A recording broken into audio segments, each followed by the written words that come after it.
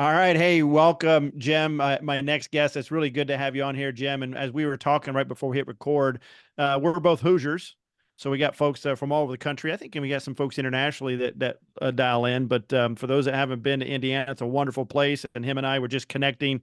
And Jim and I were talking about Warsaw, Indiana. So that's where he grew up. That's a fantastic place. And Jim, I was just thinking, I grew up there, going up there to the lakes. That's what you did on the weekends, man. You got in a car, you went up to the lake. We had some cottages up there, and during the '80s, I just remember the '80s was a big deal. Just hang out in the lake. We just had a blast, and then on Friday night, we'd head to Warsaw. We talked about John Wong's going out to eat there, and then we would go to the movies. I remember watching Batman with Michael Keaton. I remember that came. I just loved that movie, and I watched it in Warsaw. But I watched all the blockbusters, the summer blockbusters in Warsaw, and then on Saturday night everybody would go to the Tippy Teen Dance, a Tippy Canoe, and that's where you went, man. That's where you went and hung out. So Friday night was Warsaw, dinner and movies. Saturday night, everybody went to the Tippy Teen Dance, and it's fun. Like when I hear songs during that time, it just takes me to these beautiful summer nights, man. These summer days. You remember back in the day, Jim, and I think it was Memorial Day or Labor Day. I can't remember when it was, but school ended on Labor Day or Memorial Day. I can't remember I always get them flip flop, but it was sandwiched between that Labor Day and Memorial Day, and you had a full 3 month summer, and that just meant up the Warsaw area, up a Tippy, up a Barbie, those Seven Lakes. I mean, that was a blast. You remember those days? That was fantastic. Absolutely. I remember them well. Yeah, man, don't you miss that? Do you have kids, Jim? By the way? I do. We have five. So our kids are now 20 all the way down to 11. So Okay, yeah, I miss those extended summer breaks now I with know. the advent of year-round school. So do So your kids go to Pendleton then? the Greenfield Central. So Oh, okay, Greenfield Central. So we were talking about one of my rivals was Jay Hicks up in Warsaw, but another one of my rivals was Gary Holt from Greenfield Central. okay. So you went to you're connected to all these schools where these guys that had to run against. So Greenfield Central's fantastic.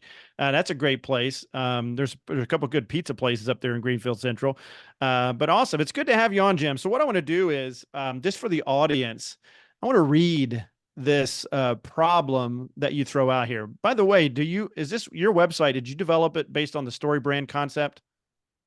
A little bit. Yeah.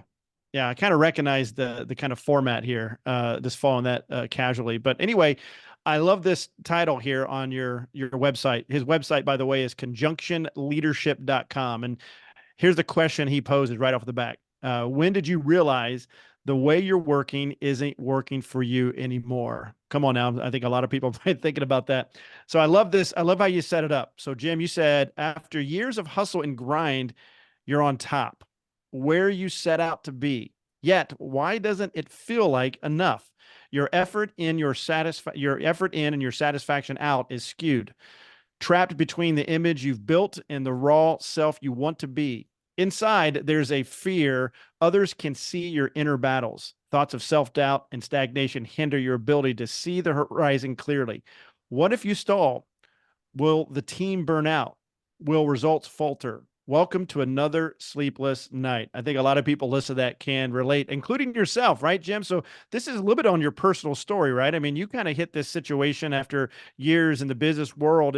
So that can you kind of go back a little bit and talk about what was the genesis for you personally, and then how that translated into what you're doing now? Yeah, well, that's a big question and a lot in that statement. So yes, what is written on my website is really my life story, and it Mm-hmm. allows me to empathize with the clients that I work with today. But let's go back 25 years in corporate America. You know, good grades, good college, good education. Come into the corporate world filled with spit and vinegar, proving myself and hustling, trying to make a name, proving to other people too that I was reliable and dedicated, and I would do what it took to get the work done and move ahead. All of that came with its abundance of success, career, awards, accoutrements that went along with it, life satisfaction. Um, Married for probably at that point in time about 20 or 12, 15 years, 12 to 15 years. We had a couple kids. We started having a few more. So we ended up with three kids. Thought we would adopt number four and quickly found out we were expecting number five. So we had two in 7 months time with an adoption and a child right afterwards.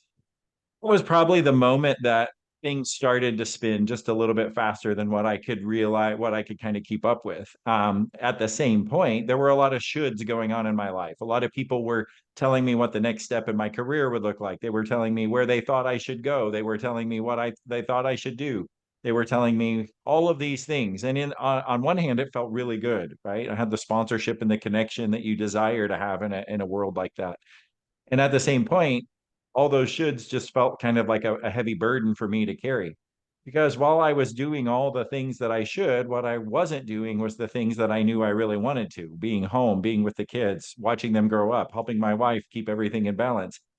And I found myself alone a lot on the road. And on one particular night in a hotel room in Dallas, Texas, I just remember thinking to myself that all of the things that I had in my life that were blessings now suddenly started feeling like um, restrictions for me. They were keeping me from the career that I thought I should have.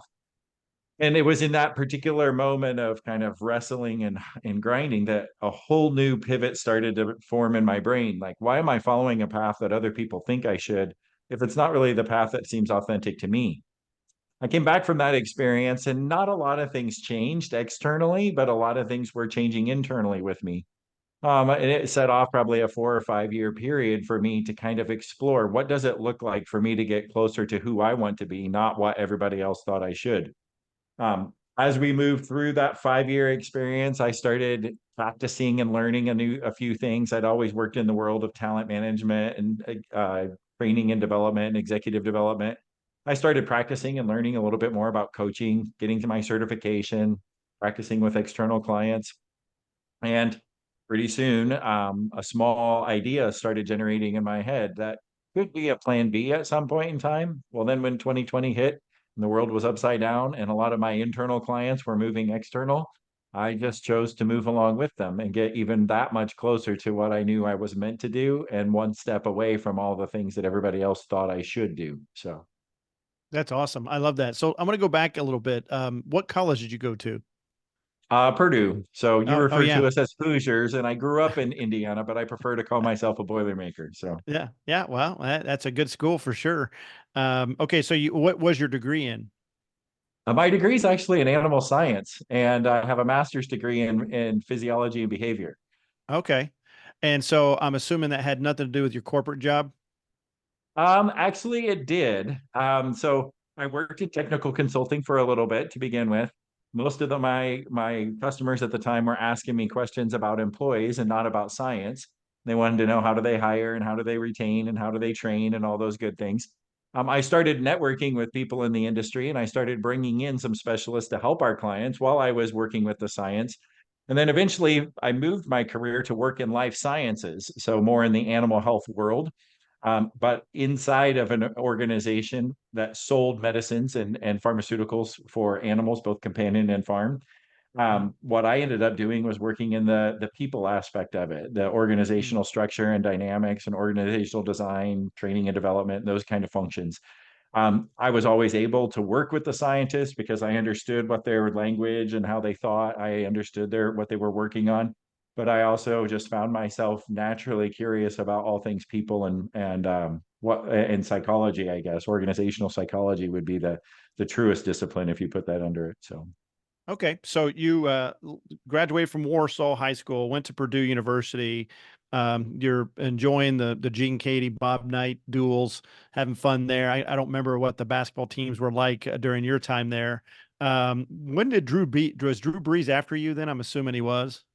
He was right as I finished up my master's degree. He came in, and then we went to the Rose Bowl a couple of years later. So. Yeah, that's awesome. Now, so you graduated, and where did your wife come in? Did you guys meet in college, or was it shortly after that? When did she enter your world, Jim? Yeah, well, we met when I was let's see, I was a junior and she was a freshman, but we didn't start dating until I was in grad school and she was a senior. And then we got married as soon as I graduated in my grad program, and she had graduated with her undergrad. So Okay, where's she from? she's from Indianapolis. Yeah, Oh, okay. What high school? Ben Davis. Okay, yeah, Ben Davis, man. Ben Davis had some really good cross country. Everything I view is based on cross country and track, and so they actually had a really good team. I can't think of the guy's name, but I think he beat me in cross country. He was a couple slots ahead of me, but they had a really good school. Was she involved in sports or anything in Ben Davis? She played softball and volleyball. Yes. Oh yeah, that's awesome. That's awesome. Okay, so it's interesting as I listen to your story, you're checking all the boxes, Jim. All the boxes that society says you're supposed to do, right? So you graduate from high school, you go to college, you get your degree, you find the girl, you find the job, you start the career, you start the family. You're checking all the boxes, but then there's just something in your heart, something stirring your soul that something's not right, something's out of alignment, and you have that thought in Dallas, Texas. It's funny because I would think most people that's gone on this journey has had that thought at some point, but very rarely does anybody do anything about it. So you decide to do some things about it and you start pursuing this. As you're pursuing over the next 4 to 5 years, how's that support your employer? Was there any friction or conflict with that, or was it something that you were doing to help your employer? Because I know at some point you're probably thinking, I kind of want to do my own thing. There's always a little bit of that tension. How does that play in all this? Yeah, I think there is a natural tension there. Um, in my world, it didn't conflict whatsoever. It was just enhancing what I was doing internally. Um, the world was changing. The world of training and development was changing. I mean, obviously, before COVID, we weren't as virtual when we were training employees, but we were still in a global workforce. So there were a lot of things that we did in a virtual environment, and the tolerance for what I traditionally refer to as butts and seats type of training was becoming less. A lot Hmm. more of it as the advent of the digital age and handheld devices were coming about in the mid 90s, early 2000s. People were starting to get more accustomed to working that way. As I just got closer to the coaching aspect of it, what we were able to do was just change the entire model of development. And so Hmm. my employers actually appreciated having a different modality, if you will, to bring employees up to speed and help them get better at their jobs. And as I started working with different levels of in the organization, even if you didn't need to be completely remote, what was happening was executives are just so busy that they didn't have time to sit in a classroom and learn anymore. And candidly, most of them didn't need to because they already had enough experience that they just didn't necessarily they didn't need to go learn something. They needed to repurpose their experience into bite-sized nuggets that they could use for transferable education with other employees to build the culture.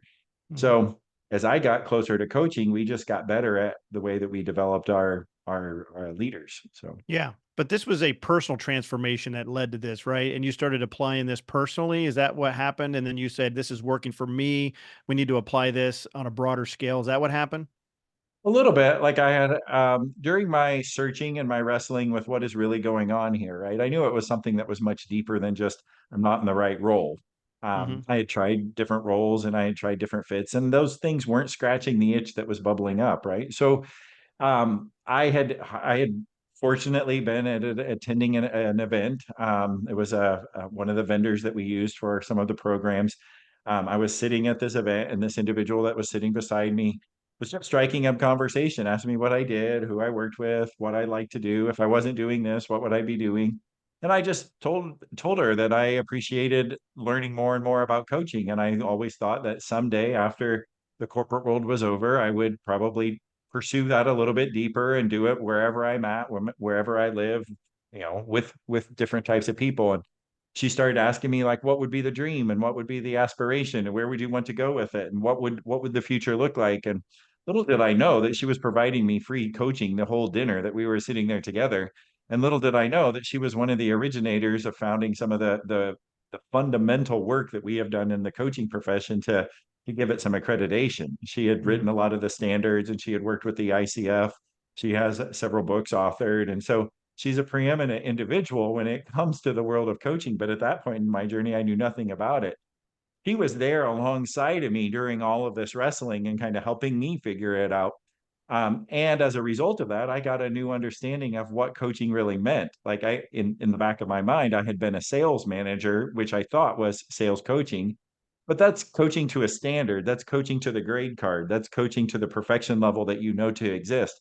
it's not truly what we would call leadership or executive coaching, where you're pulling out of somebody what's already going on in there, and they just haven't or don't take the amount of time for reflection to process that and put it into what do I need to do with it in an action sense.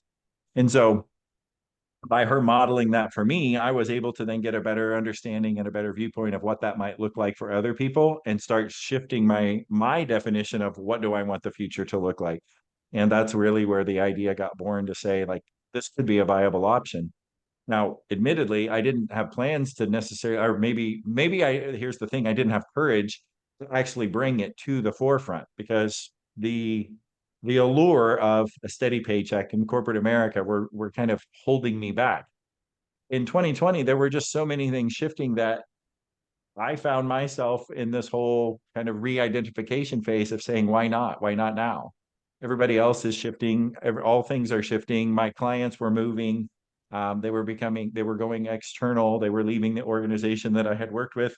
And I thought, why not now? And I couldn't really answer that question. And so 2020 was the time that courage met opportunity. And it was when we fully birthed it. So, That's awesome. Yeah. So I'm going to go back to the Dallas thing because I think that's a part I think a lot of people have found themselves in, but there's really not an idea what to do with that. And so you were in that situation. You were traveling 60% of the time.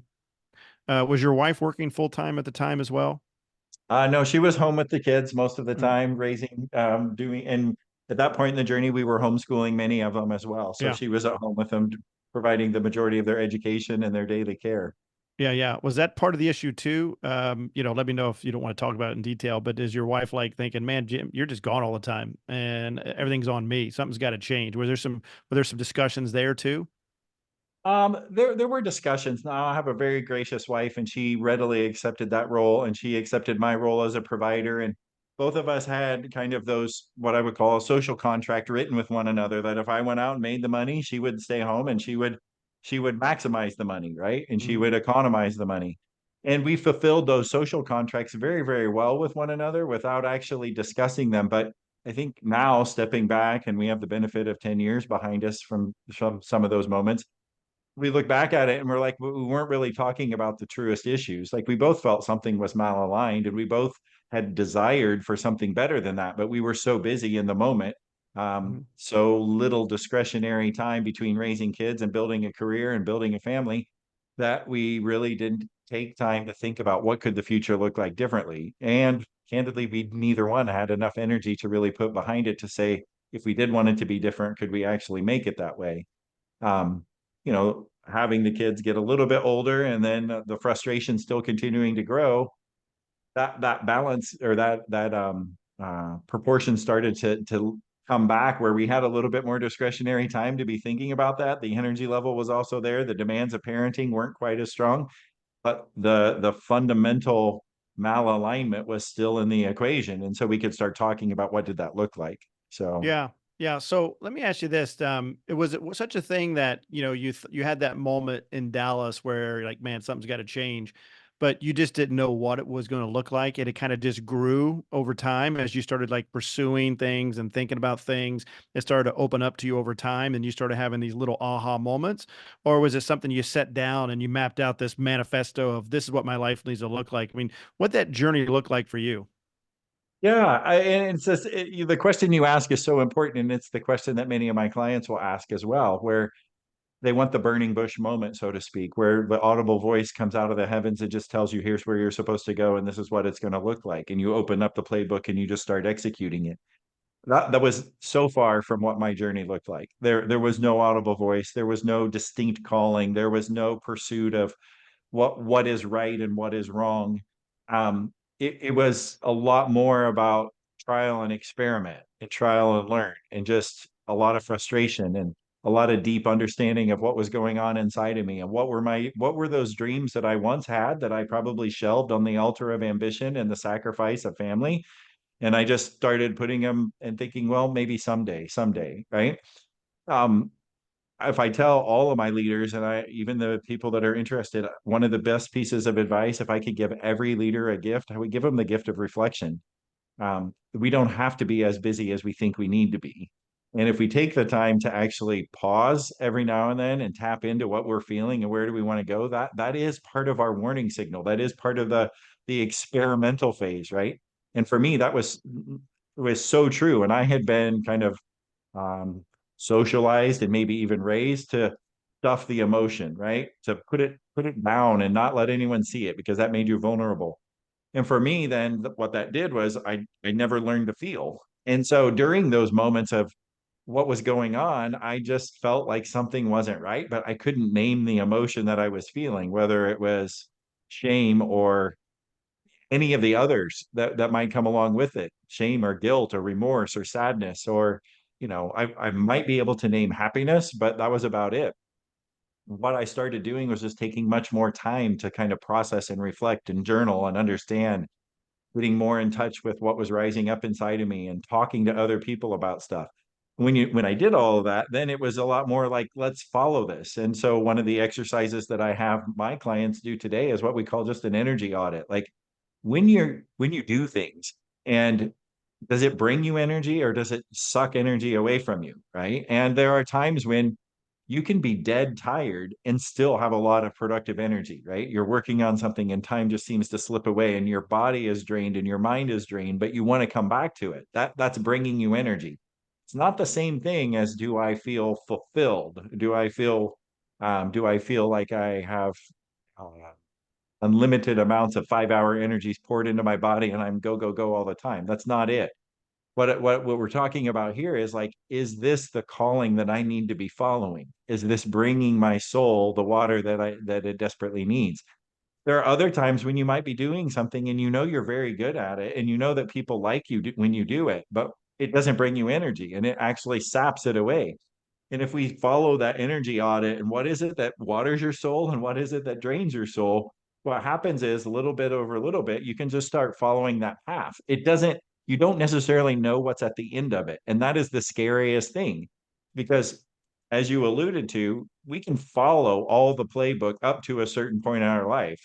Go to school, don't chew gum, don't run in the hallways, get good grades, put up with the teachers, go to a good college, get a good education, get a good job, marry the wife, get the car, get the house, we're following the path of many. And then at some point in this journey, we have to follow the path for me, for you, for the individual.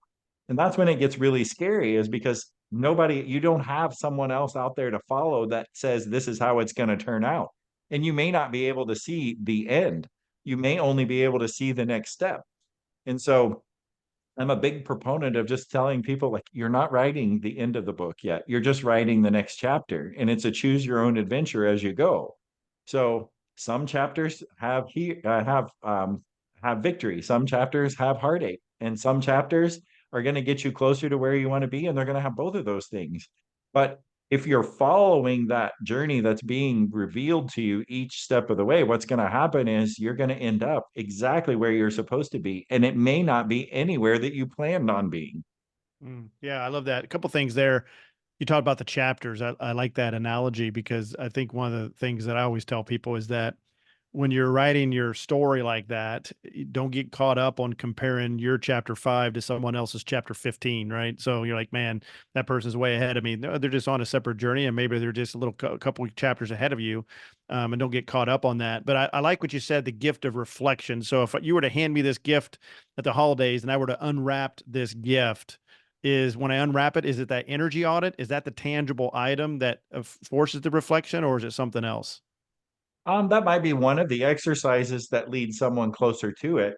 But reflection is just by definition letting your brain rest, right? Hmm. And how do you Um, do that then? What's the practical thing if I want to let my brain rest? What are some things you'd recommend? it's a lot more of what you don't do than what you do. And that's what I find with my clients is we have to make a do not do list as much as we make a to do list. Um, a lot of times it's taking things away from our lives that aren't aren't serving us or bringing us that spirit of moving us closer in the direction. So where are we wasting our energy today? Where are we letting things leak out? That's what I would have people start with most, carving out Hmm. the space. For people who have not done it, it gets very uncomfortable. Like one of the Mm, most frightening things that humans have is to be isolated and alone. And so we will distract ourselves with a multitude of busyness in order not to be alone. But when you're actually alone, you don't have to be alone because you're there with yourself. You can process and think. So it's a lot of tapping into one of the things that we'll do is emotional audits and just have leaders be able to start naming what it is they're feeling. And generally, most of my guy clients, we have trouble with that because we were not socialized or accustomed to talk about how we are feeling. And if we are, we generally think in kind of hot or cold or all or none situations where I'm either happy or I'm sad. But letting people feel that there can be both of those emotions. They can be all emotions all on the table at the same time. And you can be feeling all of them. But what happens is when you ask one of them, how are you feeling? They'll just say, fine. And they neutralize all of them. Fine is not truly an emotion. Fine is just an amalgamation of everything that's there. So we dive deeper in helping them understand because emotions make terrible masters, but they make great servants. And they are great warning lights to help us figure out this navigational system that we're looking for in this second half of our life. Uh, mm. up to So, that point. Oh, Jim, what's on your do not do list? What are some of the things you've put on yours? well, a lot of stuff. You know, scrolling social media, right? It's a nice Hmm. distraction, but it's not giving me any reflection. 10 Mm, minutes standing in a checkout line. There's a lot of time there for me just to think rather mm, than scroll and doom scroll and figure out who's having what for dinner, right? Um, it's being present with the kids in the car, right? Don't just sit there and be quiet, but as we're driving across different places, use that time productively. So don't just numb out. Don't just check out, just be present. Be present with myself. There's a lot of things that I don't do that I used to do that I thought were vitally important, but they're not. hmm. Reading of what I would call mindless twaddle anymore. If it doesn't have a purpose or it doesn't serve a better, sometimes even just reading nonfiction, right? Hmm. Or even just reading fiction, but letting your brain wander, letting it go. I'm not being afraid of where it might end up. I'm not feeling like I need to be in control all the time. Hmm. Um, That's good. Those are some good ideas. It gives some food for thought. That's awesome. So your company's called Conjunction Leadership. Uh, why that name? How'd you come up with that, and what does that mean? yeah. Well, I told you a little bit about the coaches that I had been working with during the period of time, and um, up until 2016, I had opened my LLC, and I had some clients on the outside, and it was just under a consulting brand, not really branded in the marketplace, but an easy way for people to pay and transactions to occur. In 2020, as we got closer to saying this is the time for me to bring this to the light, one of the coaches I was working with kept asking me questions about what I wanted to do and how would we separate it or distinguish it in the marketplace. My background was in agriculture and in pharmaceuticals, and so she kept asking me, "Do you want to be in life sciences or do you want to be in agriculture? Do you want to be in this or do you want to be in that?" And she was posing these questions to me in distinctions using the conjunction or. I found myself growing increasingly frustrated with it, and I couldn't quite understand why.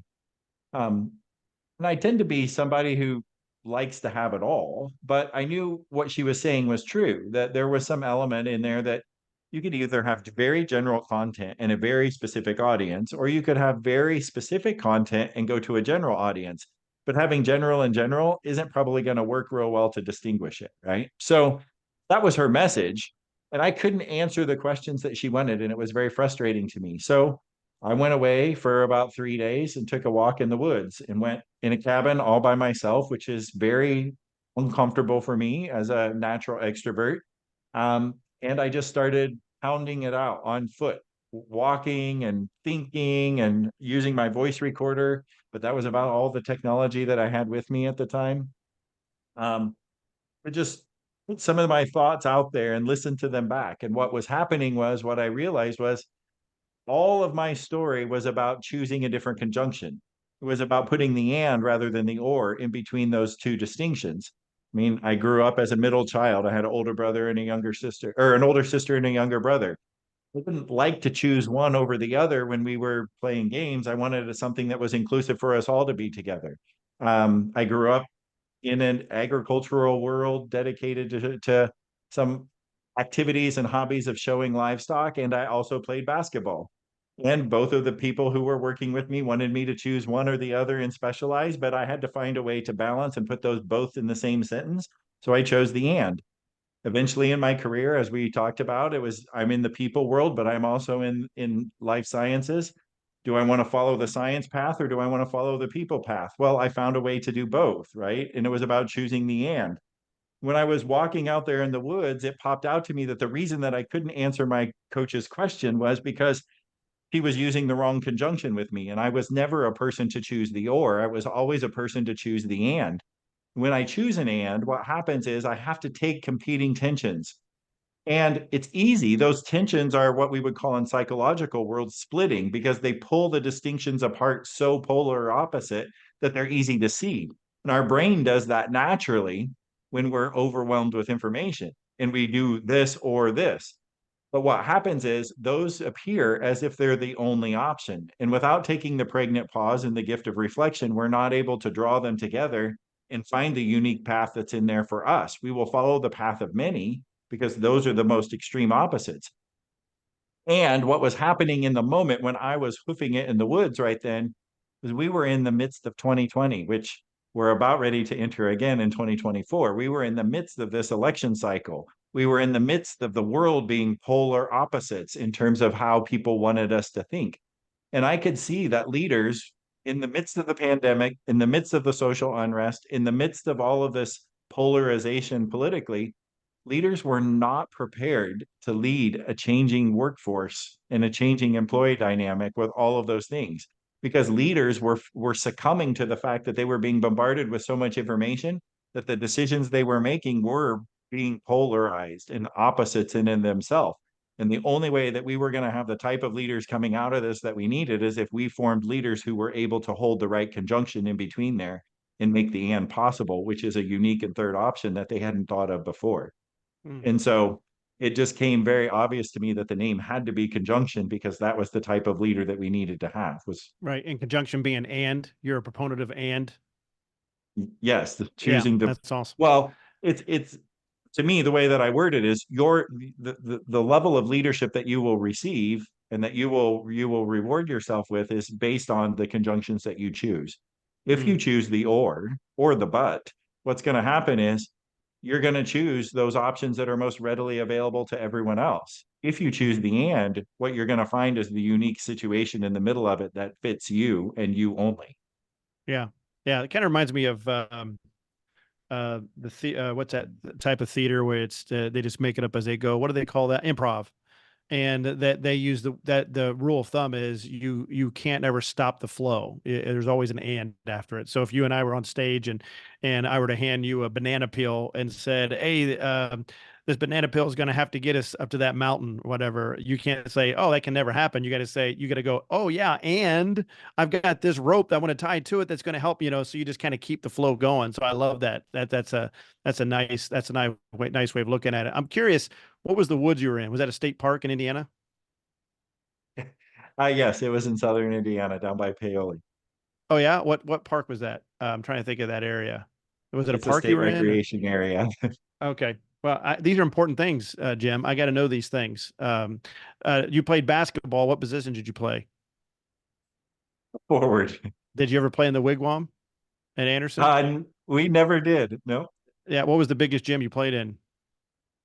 Which high school was Oh, it? Because there's big ones in Indiana, yeah. Back in my day, that was still when we didn't have class basketball and when you went right? to regionals or semi-state or whatever. So playing in the Coliseum in Fort Wayne, semi-state would have been the biggest arena that we played in at that point in Okay. time. So you got to semi-state. Did you ever get to state?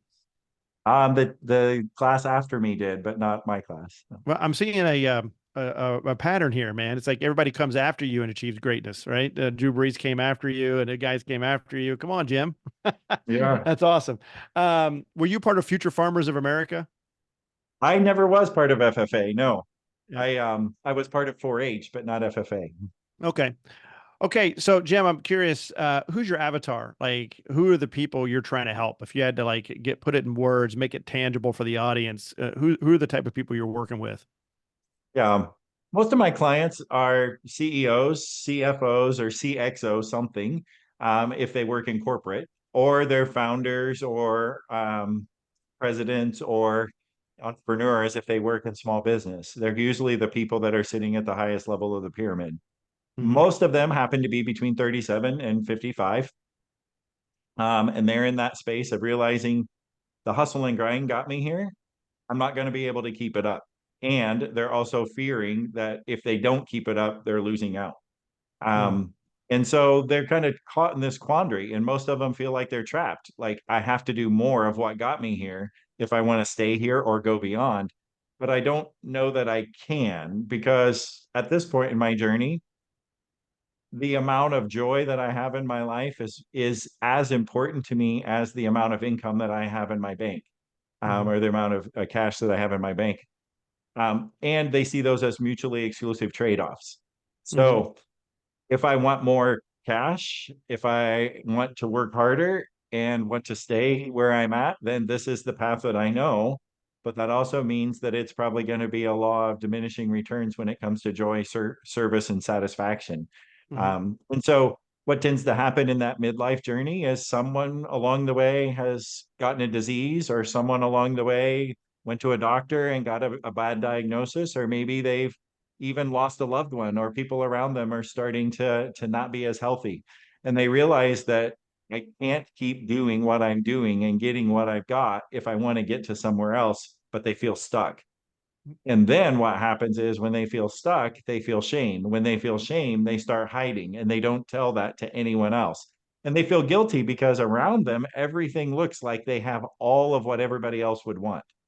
Hmm. And when they say, I'm not happy or I'm not satisfied, they feel like they're in a place that is not grateful.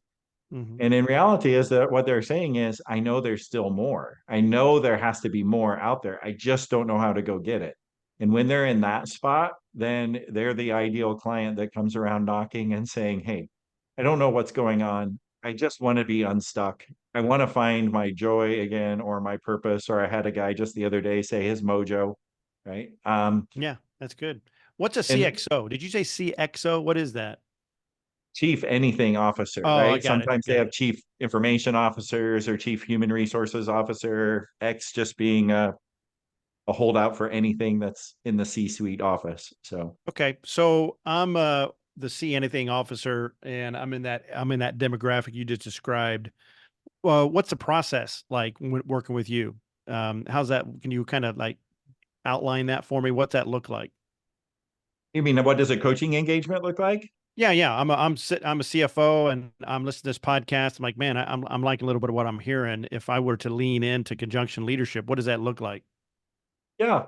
So I form what I call concierge or retainer based agreements with individuals. So Hmm. my belief is that coaching should occur when coaching needs to occur, not when the coach is available, right?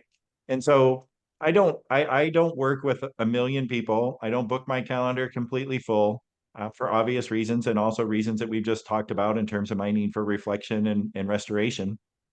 But I believe that they should be able to schedule whenever they need to schedule. So coaching in this kind of container of what leadership and executive coaching looks like, the client always does the work. So if the client doesn't do the work, then it's truly not coaching. What it is advising or mentoring or something like that, where I would be giving you exercises and you would be doing it. But the client will come to those sessions prepared with what do they want to get out of it. And a lot of times what they're going to tell me is they're preparing for a board meeting, or they're preparing for the next investor call and they need to get ready for it. And in reality is that that might be what we focus on, but more times than not, that's not the thing that's keeping them from getting where they want to be, because they already know how to do that stuff. They've practiced and honed their skill really well there. The thing that's draining their battery is, while I'm preparing for this board meeting, I really know I should be watching my sixth grade basketball team because I need to be coaching them. But because I'm preparing for this board meeting, I have to give less of my attention to the sixth grade basketball team. And that actually brings me greater joy than the board meeting does. And so it's these tensions that they're wrestling with at this point in their journey. And most of the time, that's what our coaching situations will talk about, is how do we resolve the tension? What do they need to put more in their life and less in their life to get out of life what they want? we'll go through various phases in this journey, but I tend to break them into three distinct segments: the disrupt, the bridge, and the grow segment. In the disrupt phase, what we're really doing is trying to kind of get an idea of what are the patterns and behaviors that they've learned up to this point that have served them, but maybe not served them well. So, as an example, if I have a belief as a leader that people can't be trusted, then I'm going to be an overly controlling type of a leader. And I'm going to put a lot of restrictions and boundaries around my team. And that means my team is probably not going to grow. But if that's a belief, then that belief will hold itself no matter where you're trying to go. And we might have to disrupt that belief in order to help them get to somewhere where they want to be.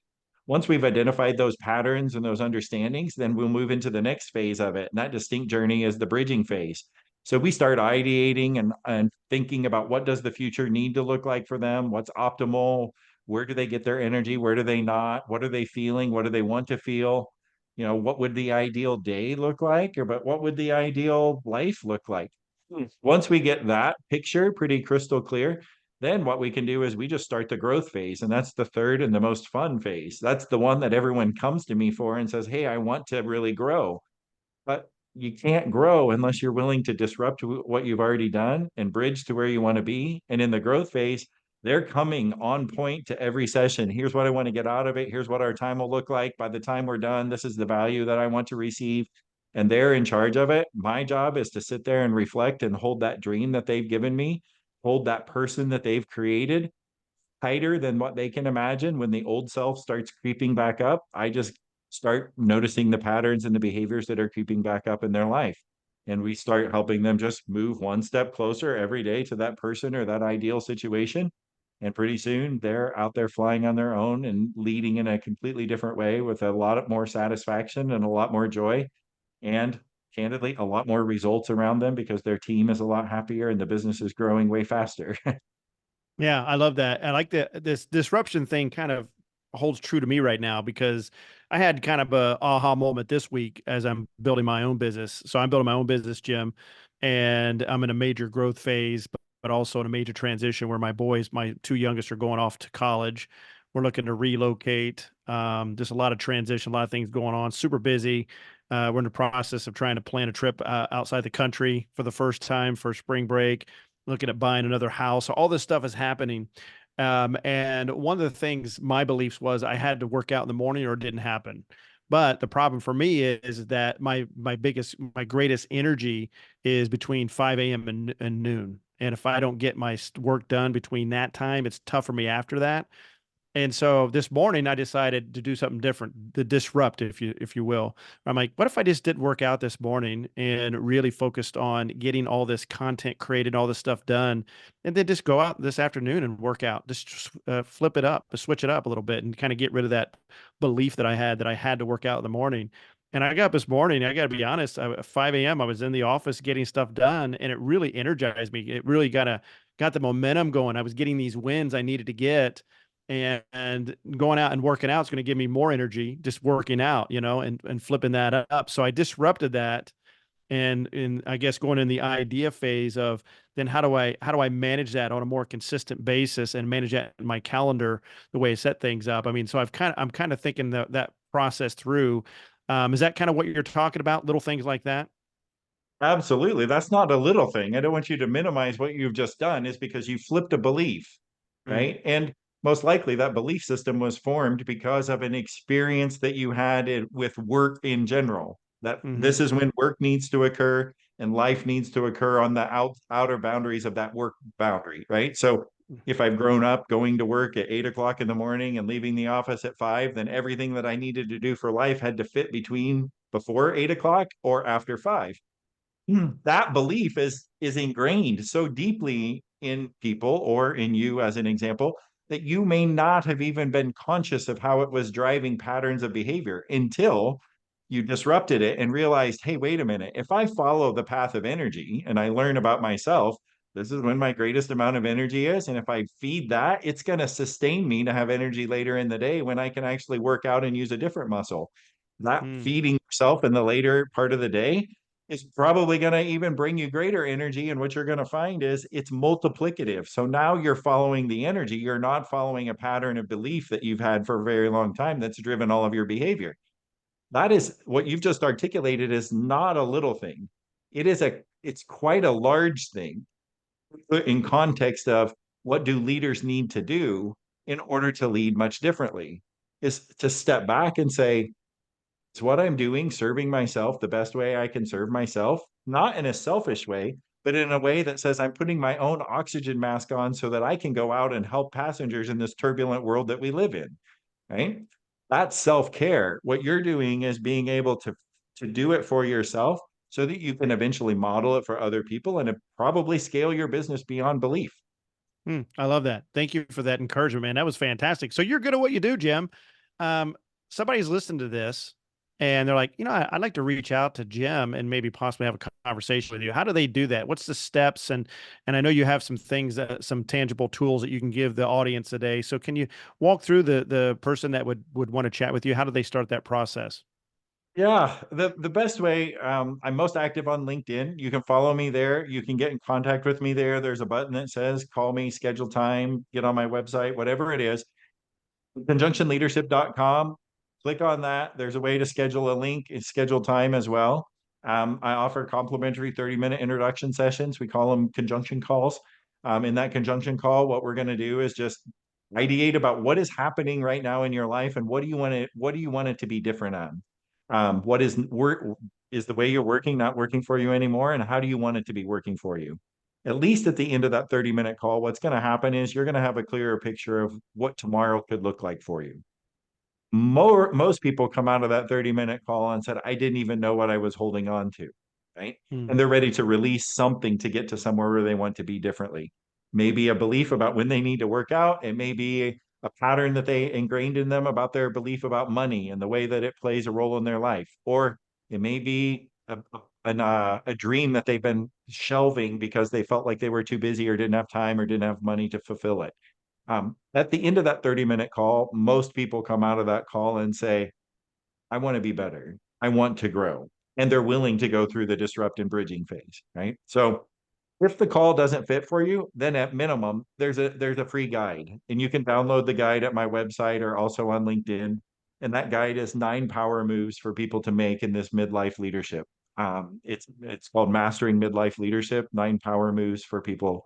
So if you just follow those 9 power moves, it may be enough for you to get started in that journey on your own, or it may be enough for you to say, I don't want to do this journey alone because I've tried alone long enough. So, mm. I love that. So at a minimum, I would definitely recommend everybody download that. We'll put that in the show notes, that 9 power moves. And then as a secondary an action item, if folks want to just have that 30-minute call with you, I highly recommend folks to do that. I appreciate that. One last question for you. I got two questions. One is you look pretty fit, Jim. You and I are about the same age. I like you look fit. So are you a fitness enthusiast or what are you doing to stay fit, man? yeah, actually, I've always been an athlete. I love to run. I played basketball, as I mentioned, in high school. I used to run half marathons. Always been tall and lanky. And I CrossFit for a little while. But most recently, I undertook a bigger challenge for myself. A belief that I had was I was just going to be tall and lanky my whole life, and I wanted to see could I do harder things. So Mm. for the last year, I've been following a tighter fitness plan, including a tighter nutrition plan. I've completely changed my body composition, added about 15 pounds of muscle, and taken out about 10 pounds of fat. And I'm in the best shape of my life. So thank You you look for great. So noticing. give us the stats, man. How tall are you? I'm 6'3", So where are you weighing right now? 6'3". What's the weight right now? 183, Holy cow, 6'3", 183, man. You're lean mean. What's the body fat composition on that? about 3.5, Holy cow. What were you before the transformation? about almost 15%. Okay. So what was the biggest thing you did that changed that, would you say? Um, well, we'll get into nutrition and chemistry here a little bit, but I mean, it's very difficult for the body to do two things simultaneously, to pull down fat and build muscle, right? So Hmm. working in a calorie deficit most of the time, using my ready reserves, which was fat or adipose tissue, to fuel my muscle and build up protein. So Mm. pulling down the calories, pulling up the protein grams per day, and pulling down the fat per day enabled that to work itself through. So for the last 7 months, it's been really about nutrition and a little bit about exercise. Yeah. So So is I that make it like to the protein gym about shakes? Is that protein shakes, stuff like that? it can be protein shakes, but whole sources of protein for me just work better in my digestive system. So it's lean meats, things like Yeah. that don't have a lot of fat in them. Um, Do you do intermittent fasting? some I do. I try not to. I usually don't do fasted workouts, so I'll do some protein supplementation in the morning and then go to the gym and then come home and I eat breakfast somewhere between 10:30 and 11 o'clock. So my last Okay. meal of the day generally is around eight in the evening. So Okay. That's awesome, man. I love it. Well, you look fantastic. It's great. So what was your high, man, in high school? What was your high as far as points? in basketball, Yeah. so I played second string. I Okay. didn't have a lot of highlights in my high school career. And this is a part of my own journey where I just had a belief system like I was going to be tall and lanky, and I made the basketball team to go on there. And I mean, quite candidly, my nickname was the Hatchet Man because I was put in games to foul other people out. Um, I love it, man. You had a role and you embraced it. That's fantastic. So what's the prediction for Purdue, man? What are they ranked right now? The basketball, the men's I basketball think team. the most recent poll after our Ohio State loss was third. So Okay, so you guys are third. Where did you guys end up last year? How far did you make it in the tournament last year? I think you lost the first are, round, didn't you? are you asking this to pour salt in the wound? Or are No, you I asking this honestly can't because remember. Now I'm thinking about it. I think you guys lost in the first round. Did you not? I don't remember. we were a number one seed and we lost to a number 16 seed in the first round? Yes, Farley Dickinson. Oh, holy cow. So now you got a chance to redeem yourselves. What are you thinking? What are your hopes? What would be successful for you guys? What as a fan, you're like, man, I'm happy with that. Yeah, this is the time of year when all Boilermakers get just a little bit tense, right? We have a Yeah, fabulous season and we fall short in the end of February and the first of March. So yeah, we're hoping that this loss to Ohio State is not predictive of anything coming in the future, and we're hoping it was just a anomaly in the a blip on the radar.